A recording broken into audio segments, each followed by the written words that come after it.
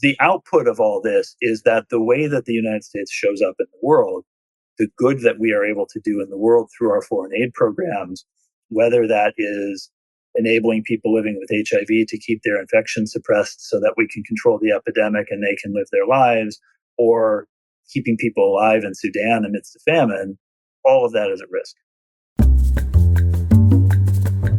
Welcome to Global Dispatches, a podcast for the foreign policy and global development communities and anyone who wants a deeper understanding of what is driving events in the world today. I'm your host, Mark Leon Goldberg. I am a veteran international affairs journalist and the editor of UN Dispatch. Enjoy the show.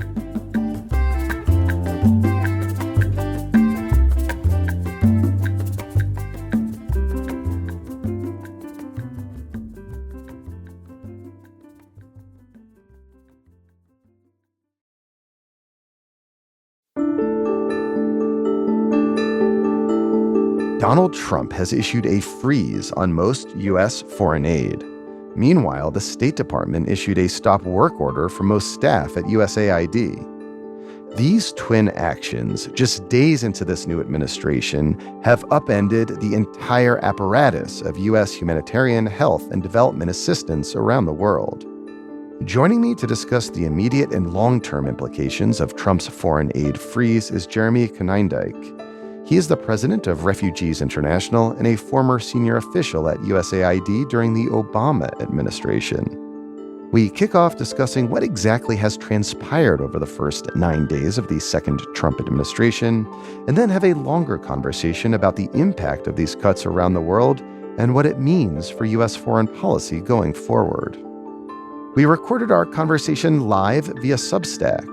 If you'd like to be notified and join one of these future live recordings, please sign up for our newsletter at globaldispatches.org. I enjoy these live recordings and intend to integrate them more frequently into the content we produce at Global Dispatches, and I'd love for you to join us in a future recording, so please do sign up for the newsletter at globaldispatches.org. Now, here is my conversation with Jeremy Konyndyk, president of Refugees International, recorded live via Substack.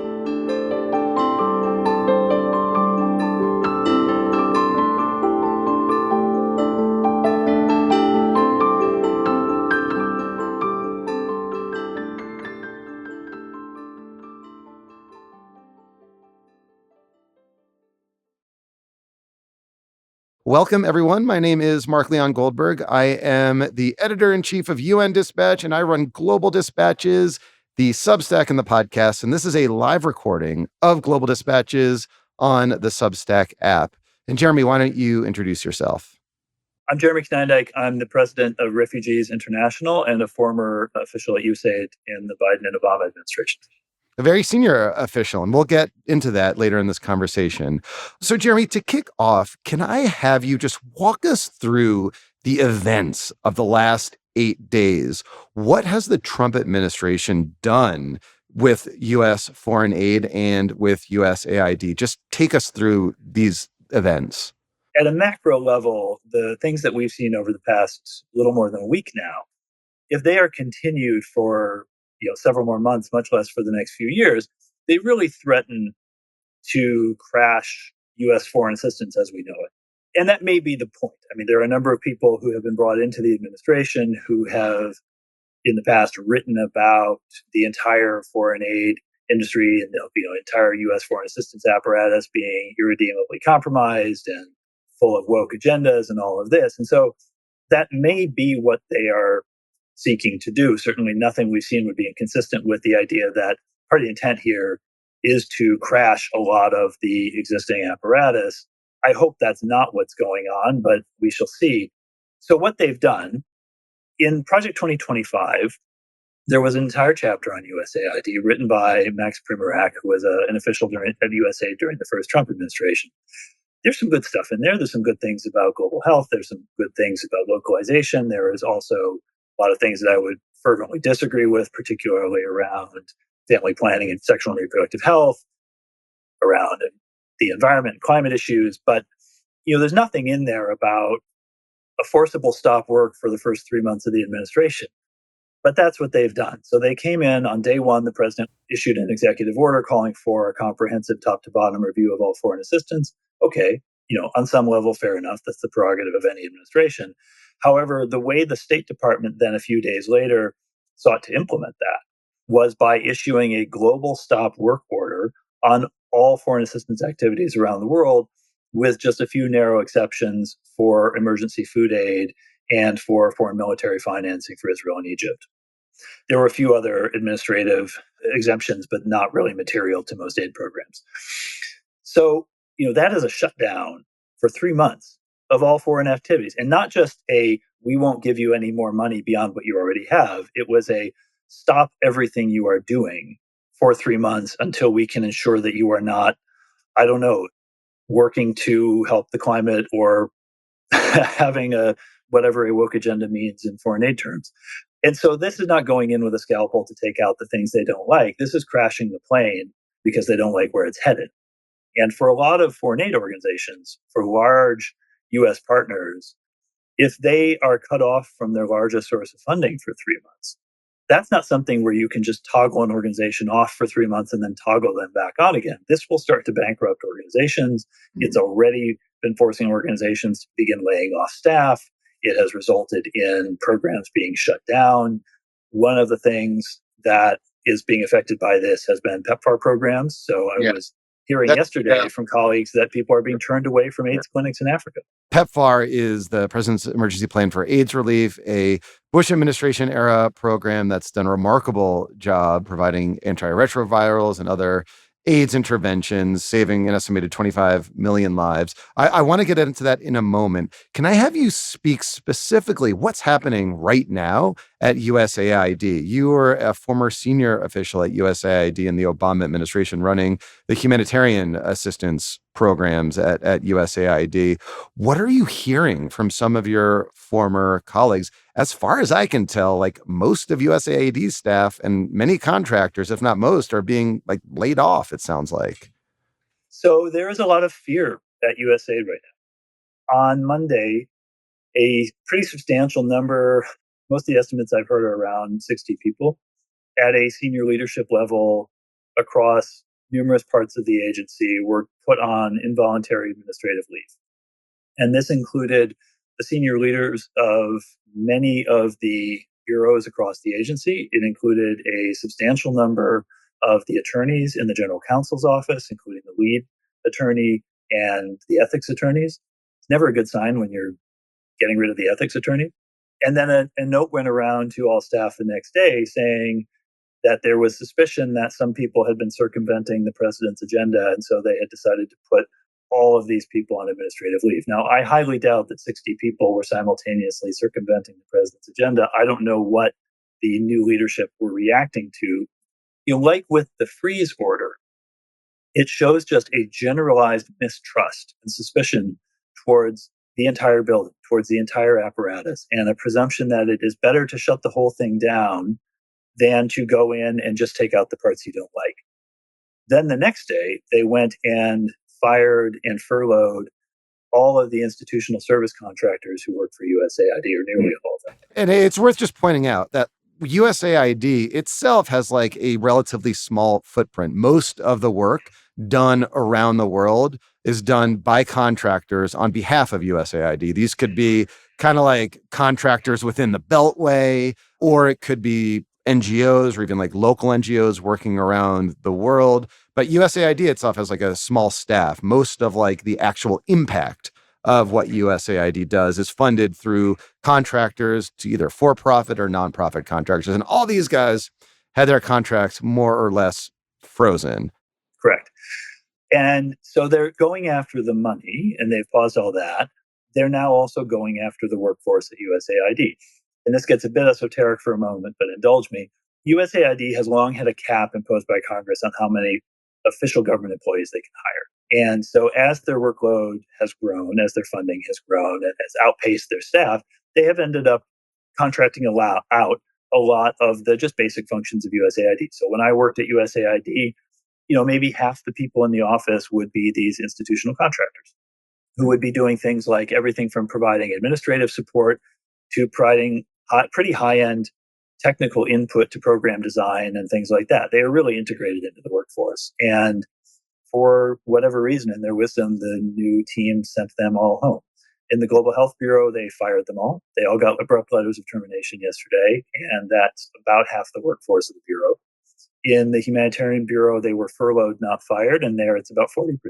In that bureau, they're doing things like doing all the travel support for the disaster response teams that need to move around the world, doing the processing of grants. So really, without these people, the agency breaks. And I don't know if that was known or understood as the intent, but it is the effect of these kind of things. And that in turn means that programs break. So, the output of all this is that the way that the United States shows up in the world, the good that we are able to do in the world through our foreign aid programs, whether that is enabling people living with HIV to keep their infection suppressed so that we can control the epidemic and they can live their lives, or keeping people alive in Sudan amidst the famine, all of that is at risk. So it has been 8 days of the Trump administration, and since the foreign aid freeze order, have there been any immediate impacts that you've seen thus far, other than, of course, people getting laid off, in terms of like programs not doing what they're intending to do? Like, have you heard of anything happening like in the here and now? I know there'll be long-term impacts, which we'll discuss at length in a second, but what's happening today? Yeah, no, there have absolutely been immediate impacts.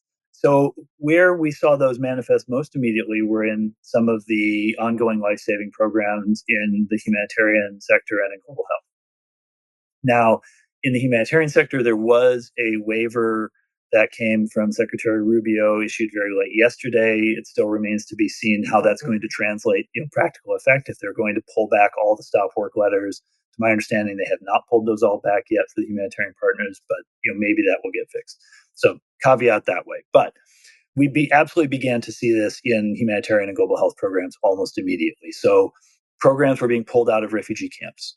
Assistance was being pulled out of refugee camps.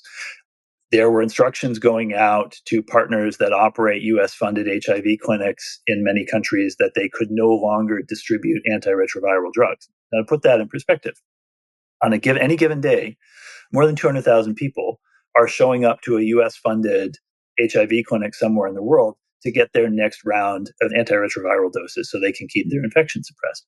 Yesterday, those people were being turned away in many places. So there are practical real world effects that began showing up almost immediately that were harmful.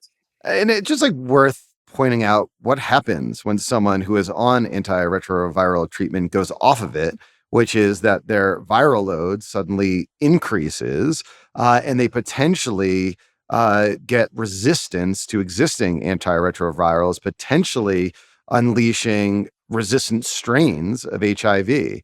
And this has the potential to reverse just tremendous progress that's been made against HIV. And again, in my view, it's horribly myopic to think that the consequences of those actions will remain in, say, Tanzania or South Africa and not spread globally. But that's maybe a conversation for another day. So we're seeing these immediate impacts, and the freeze is ostensibly for 90 days, but who knows what will happen in those 90 days or after those 90 days. Big picture, you have been in the foreign aid, international development, humanitarian relief world for a very long time. It's your career. We've turned to you on this show many times to help us make sense of it all. What are some of the foreseeable outcomes that you predict will result from a U.S. freeze on aid? Well, start at the human level. As we've been talking about, if PEPFAR were to just stop working for 3 months, you would see a new surge in HIV transmission in much of the world. PEPFAR plays a huge role in keeping HIV suppressed and keeping the epidemic at or near epidemic control in many, many countries. If you take that away, there will be a rebound in the global AIDS epidemic, and that will harm a lot of people. It'll harm a lot of countries. And ultimately, that's harmful to the United States. It poses health and economic risks to us as well if there is a rebound in the global HIV epidemic. We will see crises worsen. So there is a famine right now in Sudan. If the famine aid is hampered in Sudan, that famine will worsen and yet more people will die. It potentially risks the ceasefire in Gaza if aid to Gaza is being halted and can't be effectively distributed, of course, humanitarian access was a core part of the bargain that underpinned the ceasefire. If you take that away, that raises the risks that the ceasefire collapses.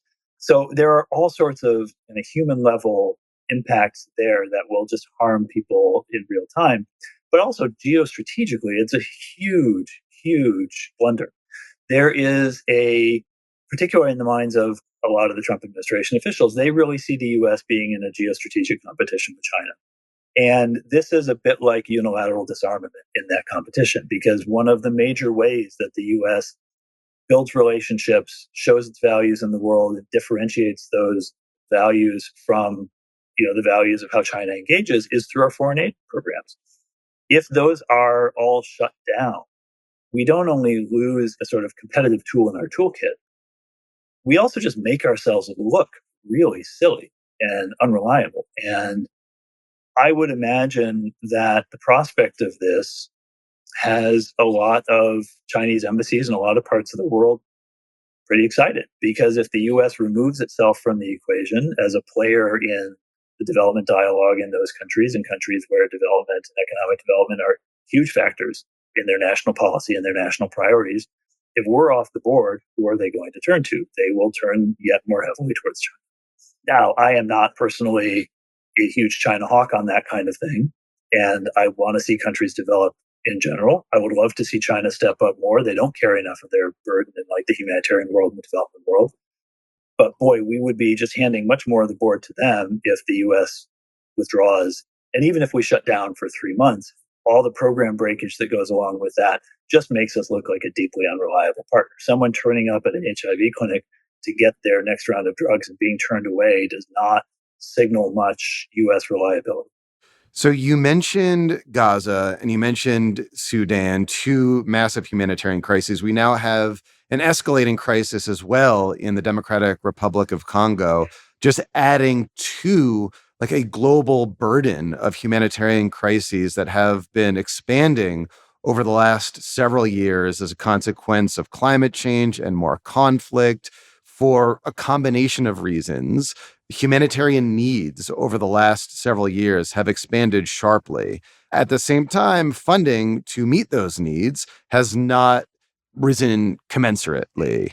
So here we have sharply rising humanitarian needs at a time when traditionally one of, if not the top humanitarian donor to humanitarian relief, to the UN Refugee Agency, to the World Food Program, to UNICEF, to all these NGOs, is suddenly pulling its cards and leaving. Like, what happens to the global humanitarian system? Can it be sustained? I think there's a real risk of collapse of the global humanitarian system if US funding is pulled back. The US provides, in an average year, about 40%, give or take, of global humanitarian finance. So that's not the majority, but it is the largest single share. And look, we're the richest country in the world. We are a global leader. We should do that. And it's not like a huge amount of money in budgetary terms, we should be clear. Let's be clear. We're not talking about a huge amount of money. We're talking about things that would be a rounding error upon a rounding error of the military budget.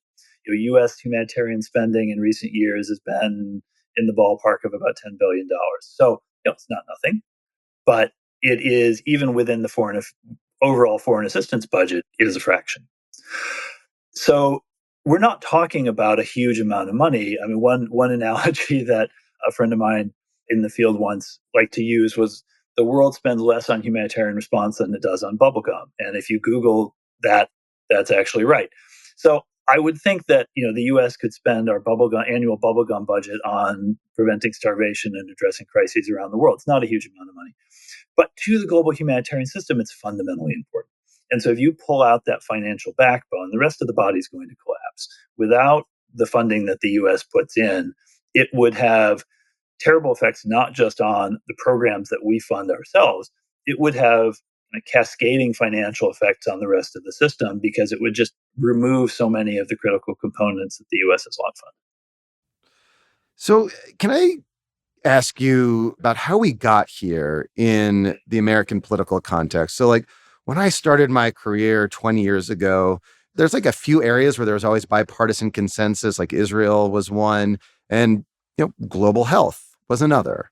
Global health has always been an area of broad bipartisan consensus. Now, there are some differences, like Republicans didn't like to fund reproductive health. It got caught up in abortion politics here in the United States. But by and large, when it came to global health, there was this idea that it is a global good that also benefits American security interests. How is it that this spending became partisanized? Like, how did we get to this point? And really, even during the first Trump administration, you saw that bipartisan support continue. Yeah. When Trump came in 2017, one of the first things that his OMB did was propose sweeping cuts to the foreign affairs budget. And Republicans like Lindsey Graham, Mitch McConnell, Jeff Flake, John McCain stood up for that budget, and it was not significantly cut because they recognize the value of that. I do think for a lot of Republicans of that generation, the experience of the wars in Iraq and Afghanistan was really instructive. In the late 90s, Republicans in Congress, led by Jesse Helm, pushed the Clinton administration to make sweeping, huge cuts at USAID. And it dramatically weakened the agency. It dramatically weakened the US's ability to manage and implement effective foreign aid programs. And no one much cared until we then needed to try and rebuild Iraq and Afghanistan after the wars there, and did not have the capacity in the government to mount the sort of programs and operations that were needed. And so that, interestingly, George Bush came in not particularly a fan of foreign aid, and it really turned him and many of the Republicans around because they saw, no, actually, we do have an interest in having a strong foreign aid apparatus. Now, I wish it didn't take wars for people to have that recognition, but okay, I'm glad that recognition at least arrived. Many of those people who went through that, who saw the importance of having a strong USAID, who were invested in rebuilding USAID, which then happened quite successfully over the next 10 years, they're not in Congress anymore. Yeah. And so I think it's partly that. I think it's partly reflective of just the larger partisan polarization that we've seen in the country. And frankly, there's a lot of bad faith gaslighting out there in media and social media about foreign aid. I mean, to listen to some right-wing commentators talk about it, you would think that foreign aid was the main reason that we have a budget deficit. In reality, total foreign aid spending is less than 1% of the federal budget. So if we have a huge budget deficit and the only thing or the main thing you're pointing to as the way to combat that is foreign aid, then you've basically already given up. The reality is that foreign aid really doesn't have any material impact on the deficit relative to the overall size of the budget. And for that, we do a tremendous amount of good in the world and save ourselves a tremendous amount of headache. One just quick example of that: when I was at USAID in the Ebola administration, I worked on the Ebola outbreak in West Africa. And because at that point, the World Health Organization was pretty weak on emergency response, the US had to do a lot to get that contained. We spent several $billions. We deployed our military. We then worked to build WHO into a stronger partner. And we were quite supportive and quite tough on them to build, and kind of pushing them to build out an emergency capacity, which they did very effectively. And 5 years later, another sizable Ebola outbreak in Africa, this time in the war zone areas of Eastern Congo. The US didn't have to deploy the military. We spent far less money. We deployed far fewer people because WHO by that point had real capacity backstopped by us to respond directly. And it saved the US government a lot of money and a lot of effort. So there are returns in terms of the good we do, and there are returns in terms of the things we also don't have to do when we have strong partners in the global aid space. We're 8 days into the administration. A lot is happening. What indicators will you be looking towards that will suggest to you whether or not this aid freeze is like a blip, or whether or not it, in fact, is here to stay? So I think that the duration of the freeze is going to be really, really key. A 3-month pause in funding and a 3-month pause in operations, it will challenge the financial solvency of a lot of U.S. partner organizations. There are some NGOs that could survive having their largest source of funding turned off for 3 months, but there are a lot that can't. And so they are going to start to do really irreversible damage to the sector if they don't pull back this freeze or greatly curtail it in the pretty near term. I'm encouraged that we saw the humanitarian exemption yesterday. I think we need to see a lot more exemption. Well, frankly, we need to see this whole thing pulled back and rethought. But barring that, they need to be pulling back the freeze on a lot of global health spending, and they need to be doing this in a way that it does not undermine the financial viability of the many, hundreds of partner organizations of USAID over this potential 3-month period. So I think that's a really important thing to watch. I'll be very interested to see which programs do they actually target and cut. Is it really just ones where they disagree with some of the, what they see as the identity politics of those operations, or are they cutting things more broadly? There are rumors and a lot of concern swirling that this is a stalking horse for folding USAID into the State Department. There's a lot of rumors flying on that actually just today.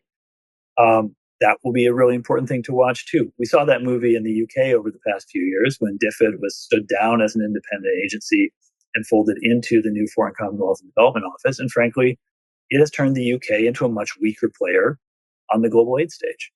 And so I think if they did that, they would greatly diminish the US's ability to project influence and to do good in the world through our foreign aid apparatus. So that structural question is an important thing to watch. And the fundamental thing we need to watch is how much harm is this doing? Because it is already doing harm to people who depend on and rely on and have long believed they could count on support from the United States government. And if that's pulled back, it's going to harm a lot of people and it's going to harm the US's standing in the world. Very briefly, a question from a live stream audience, Monty McMurtry. What does this aid cut suggest to you about how Marco Rubio will approach his job as Secretary of State? It's a really key piece to watch as well, and a really key question. Rubio, as a senator, was always hugely supportive of a lot of these programs. He was a vocal supporter of PEPFAR. He was very good on food aid. In his hearing, he talked with a lot of passion about the humanitarian crisis in Sudan and the need for the U.S. to provide leadership there. So it's a real question to me, how much of this is his agenda?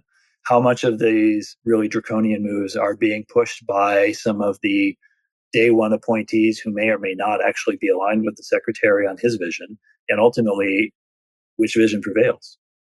Well, Jeremy, thank you so much for your time. I know you've been a hot commodity in the media these last few days, so I appreciate taking a moment to speak with me and share your insights with the audience. Always a pleasure.